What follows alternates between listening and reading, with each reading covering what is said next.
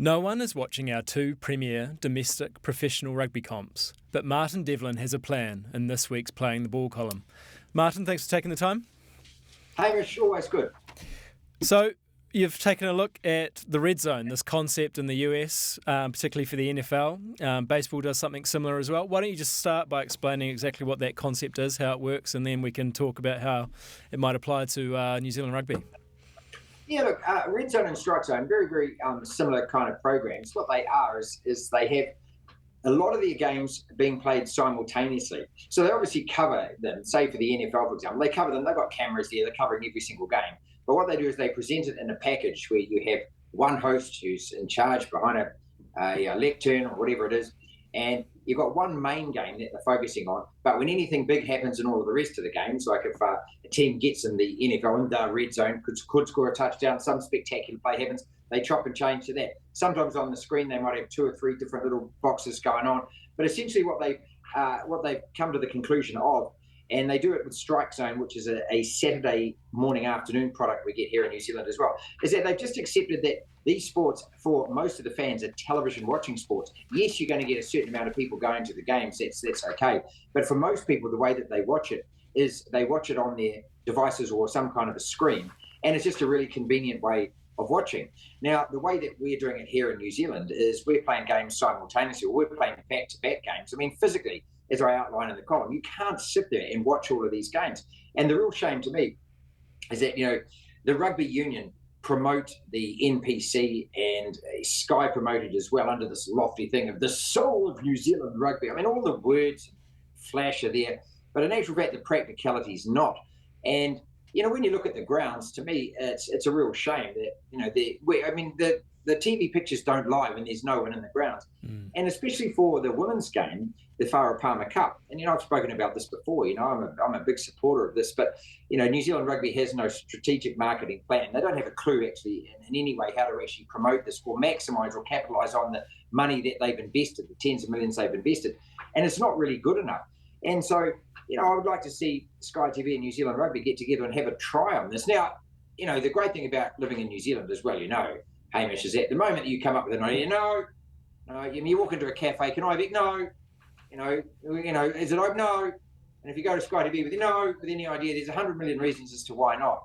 I defy that, and I just say, well, look, why not give it a try? Because at the moment, what we're seeing isn't working, especially in a Saturday afternoon. People don't have time to watch a 2 o'clock game, a 4 o'clock game, and a 6 o'clock game. They just don't. You're a man with kids as well. If you sit down and do that every Saturday or Sunday, you know what's going to happen. The house is going to be in an uproar. There's going to be a couple of little tykes running around, and also you've got somebody else that you love and live with who's going to say, hey, we've got other things to do on the weekend. That also means, Hamish, that, for most of us who are fans, you can't video these games and watch them all back to back. It just goes on too long.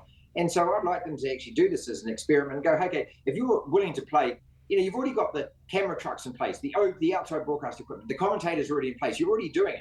Having a go, and especially with the NPC, what my idea is that, this is a really good way of perhaps starting to get some traction and attention on the Farah Palmer Cup and the women's game as well, because, how many people are actually physically watching those games? The numbers aren't there. We know that. That's no criticism of the women's game at all. What it is I'm saying, trying to figure out ways to get eyeballs on the prize. And we all know that these days, the younger generations, unlike us, are watching, a lot of their sport and memes and sound bites and highlights and all of these kind of things. Well, this is the perfect way of doing it. You could be watching a game on the weekend, Northern, winning crazily and amazingly, creating history at home, 47 years they hadn't beaten Auckland at home. That's great. Then in the middle of that, there could be something that's a big bruising, buffing run that's happened in one of the women's games, and you cut quickly to that. Well, that creates excitement. It creates talking points. A week or so ago, I was watching Taranaki play Wellington, and there was one of the best Falcons I've ever seen, where the ref got it right in the beak from the Taranaki halfback. Now, straight away, you look at Twitter, that's erupted. Everyone's talking about that. These are the kind of things you capitalise on. These create interest, and all of a sudden, if you've got that on the screen, you're watching something else. It's just, they've got to start thinking outside the square. I've made a couple of comments before, in different columns about New Zealand rugby just have this idea that you just throw money at something, then you sit there and you pat yourself on the back, you tick your KPI box, and, your own personal review is going to look good. But does it do anything for the game? I want to get, fans back to the game. I want to get people watching it. And especially with the Farah Palmer Cup, we've got the finals coming this weekend. They need an audience, and the way to get that audience to start with is get them watching on TV. If it's an absolute lock solid thing, you imagine, say, 2.5 hours worth of 3 hours on a Saturday or a Sunday, maybe 2.5 hours, you've got the whole lot, 6 or 7 games going on there. Then you could record that, you could fast forward some bits, but all of a sudden that's an appointment viewing that you could make that you might be able to get away with on the weekend. How much does the changing demographic of, well, an audience that presumably they want to go after play into this, do you think? I know the NBA has talked a lot about how they would make all their highlights instantly available on social media, and the popularity of basketball has just gone through the roof on the back of it. And look, and if you ask anyone from Sky, who will actually tell you truthfully that the bigger numbers are actually on the edited highlights packages that they put up of these games, and on YouTube or whatever vehicle you're wanting to watch it from, or stream it from. But that's where the eyeballs are on. The eyeballs aren't watching these games live. I mean, the Cells basketball, the figures that we've been told, had more viewers to some of their games than the Auckland Blues games.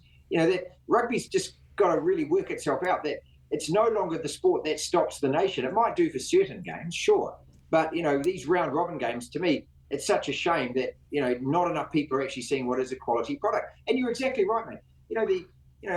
Mike is saying the NBA has got it. I mean, things happen, and within a minute, you watch that TNT program with Sir Charles Barkley and Shaq, and people are texting and tweeting that program and getting their things up live and things like that. It's just the interactivity of it. It may not suit people like you and me, but the games, these things aren't directed towards us anymore. No. I love sitting back and watching a game, hey?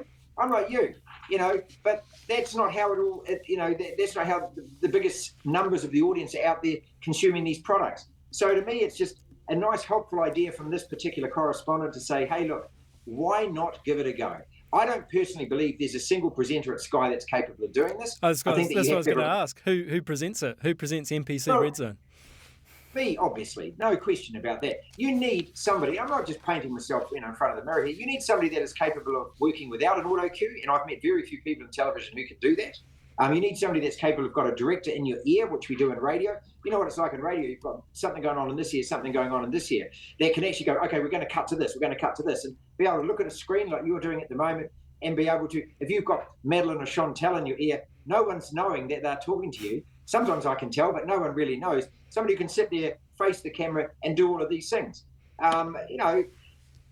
It's just, or continue on in the same vein that they're doing and don't have an audience, and don't create an audience and maintain an audience. And I feel that, really, that essentially they're letting the women's game down big time here. And this may be a way of just starting to get some traction and some oink going on that.